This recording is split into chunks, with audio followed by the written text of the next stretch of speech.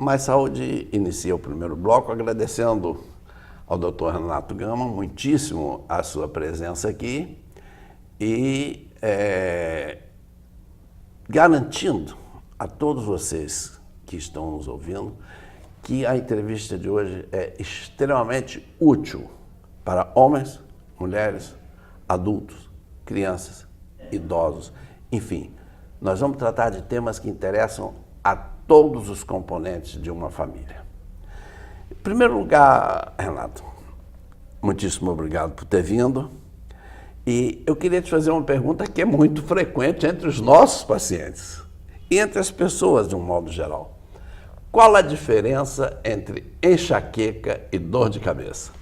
Muito boa pergunta. Obrigado pelo convite, doutor César. Obrigado pela oportunidade de estar aqui com vocês. Essa é uma pergunta realmente muito frequente até para o consultório neurológico. A resposta é relativamente simples. A enxaqueca é o nome da doença e a dor de cabeça é um sintoma que pode estar presente em várias doenças, inclusive na própria enxaqueca. Muitas vezes as pessoas confundem como se fossem sinônimos e não são. Na verdade, nós conhecemos hoje mais de 150 doenças que podem causar dor de cabeça e a enxaqueca é uma dessas 150.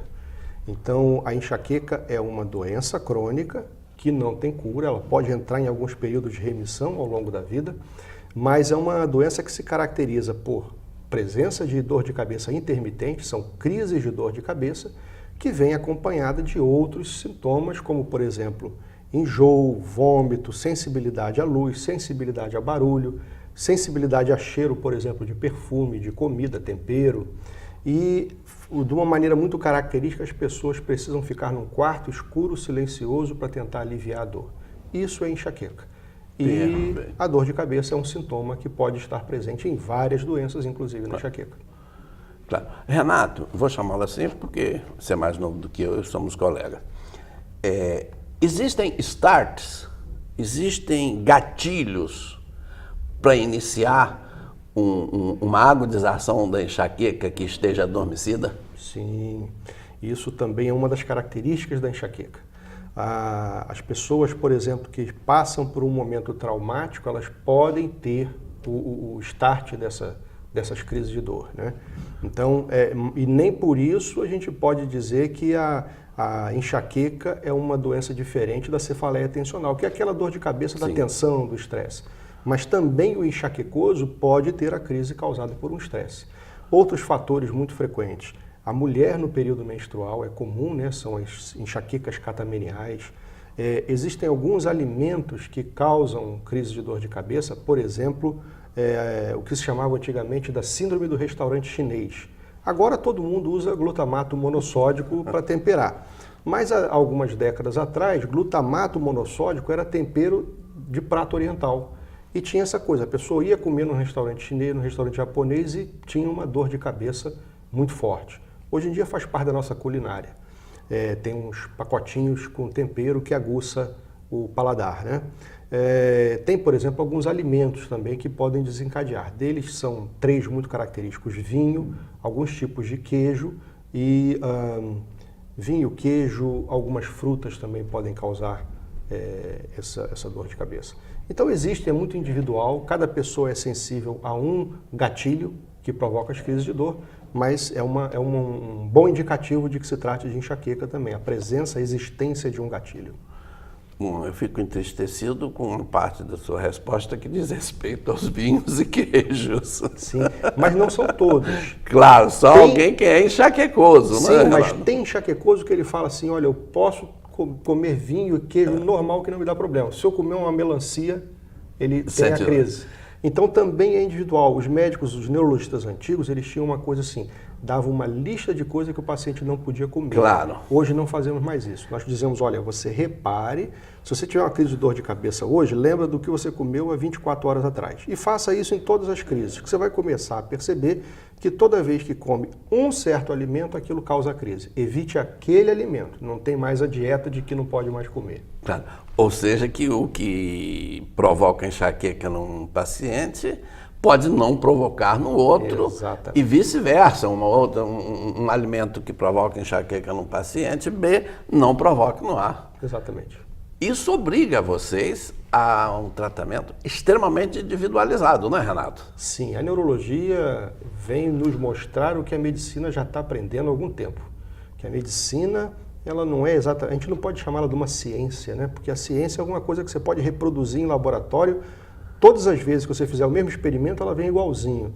Então a neurologia, ela se utiliza da ciência, mas a medicina, ela não pode ser dita assim, ela é uma arte. Porque ela traz consigo algumas ferramentas da ciência, ela traz consigo algumas ferramentas também do entendimento da psique humana, o relacionamento entre o médico e o paciente. Quer dizer, é uma arte que combina uma série de conhecimentos. Eu tenho, inclusive, Renato, em função dessa reflexão sua, que é uma reflexão de excelência, estimulado aqui colegas durante o período de faculdade, não só adquiram conhecimentos daquelas disciplinas, mas de literatura, Sim. de poesia, Sim.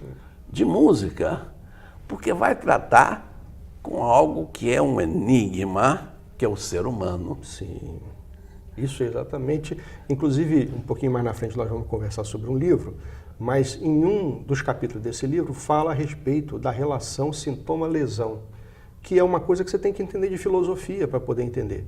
Senão você vai ficar reproduzindo na tua prática médica uma coisa que nem todo mundo atenta, que é o fato de nem toda doença representar uma lesão visível em exame complementar. Então isso é um resquício da filosofia cartesiana que muitas vezes nós usamos na medicina e que se nós não entendermos que nem sempre, principalmente quando as alterações estão em nível molecular ou em nível emocional, você vai encontrar um exame. Qual é o exame que se usa para medir a ansiedade de uma pessoa? Não existe. Nós não temos um depressímetro, uma coisa para ver o quanto o sujeito está deprimido. Não tem como. Então, se a gente se utilizar somente da parte científica da medicina para fazer diagnósticos ou fazer tratamentos, nós vamos deixar de fazer muitos diagnósticos e vamos deixar de entender uma dimensão do ser humano que ultrapassa muito a ciência, né? Que é o aspecto filosófico, espiritual, emocional. Quer dizer, é uma riqueza. O ser humano é realmente impressionante. Atenção, produção.